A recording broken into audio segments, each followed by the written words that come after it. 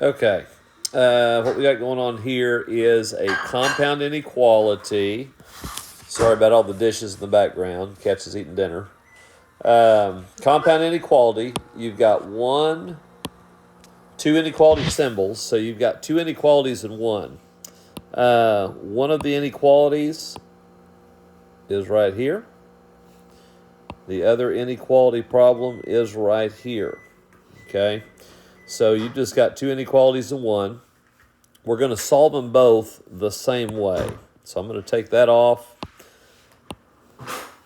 So if we were just going to solve this right here, we would subtract 6 from both sides because we're going to isolate this x. Well, we're going to do the other side the same way. So we're also going to subtract 6 from this side. 6 is canceled. You're left with x. We did not multiply or divide with a negative, so the inequalities stay the same.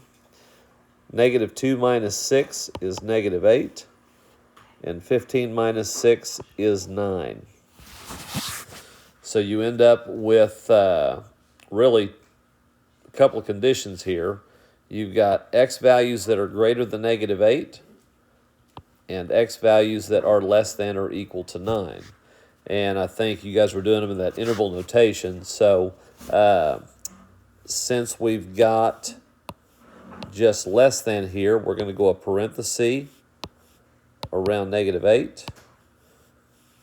And because this wasn't or equal to, we're going to go bracket around the 9. So I think that's what it will be in interval notation. But that is a compound inequality.